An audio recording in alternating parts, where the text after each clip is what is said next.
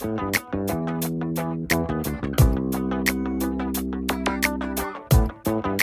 moi, le capital humain est la source première d'innovation, puisque rien ne peut se créer sans les hommes et les femmes qui comptent l'entreprise. Et vous avez au sein du personnel la possibilité de développer des idées totalement innovantes, alors que ni le capital financier ni le capital technique n'a ces possibilités. Alors pour être un peu plus précis, je dirais que gérer du capital humain, c'est d'abord s'intéresser à la culture de l'entreprise et développer une culture qui permet à tout le monde, quelque part, de s'engager, promet à l'entreprise un avenir plutôt radieux.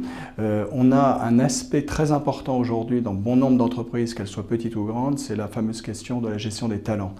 Et le talent, par définition pour moi, n'est pas réservé à une élite. Le talent est quelque chose qui est beaucoup plus réparti qu'on le croit dans l'entreprise. Et donc l'entreprise, en sein de son personnel, a une capacité à créer de la valeur pour toutes les parties prenantes et en tout état de cause, je dirais l'innovation est au cœur de cette création de valeur. Moi, j'ai une façon de réfléchir un peu alternative, dans le sens que, par exemple, je n'ai ni équipe ni budget, ce qui fait que ça me met dans une situation d'inconfort permanent qui m'oblige à réfléchir et à apporter des points de vue différents de si forcément je déléguais, je passais par des conseils, etc. Donc ces points de vue différents viennent du fait que je laisse beaucoup parler mon intuition, que je suis beaucoup dans l'empathie, dans l'observation, et que j'essaye de capter ce qui se passe dans l'air du temps et de le ramener aux gènes de Danone pour produire des nouveaux projets qui permettent de voir la marque Danone, le groupe Danone ou ses marques de manière différente. Donc l'innovation, pour moi, c'est vraiment un état d'esprit, c'est-à-dire qu'on doit innover. Les innovations ne sont intéressantes que si elles apportent un vrai, évidemment c'est assez basique, mais des fois on l'oublie, qu'elles apportent un vrai plus sur le marché. Le capital humain, c'est pour moi la première ressource de l'entreprise. C'est le premier investissement à faire avant tous les autres.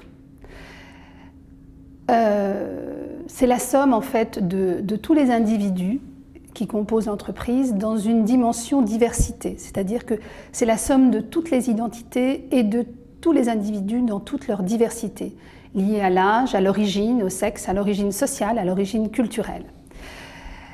Si on prend la notion de capital, il y a un paradoxe parce qu'en fait, c'est une ressource qui n'est pas mesurable, qui n'est pas valorisable et qui n'est pas vendable aujourd'hui au regard du marché. Et c'est bien là toute la question. C'est pour ça que je préfère parler de ressources humaines plutôt que de capital humain. J'ai décidé, alors que je suis retraitée, de poursuivre une activité en passant du statut de salarié à celui d'entrepreneur consultant. Donc c'est une démarche innovante. Tout d'abord innovante pour moi puisque j'ai changé de cadre et je ne suis plus maintenant dans le stress, les contraintes de l'entreprise, mais le travail est synonyme de plaisir, de transmission et bien sûr de dépassement. Et pour l'entreprise, eh bien, pour elle, ce n'est que des avantages, puisque c'est du recul, de la sérénité, de la compétence dans un domaine précis, et c'est une disponibilité à toute épreuve.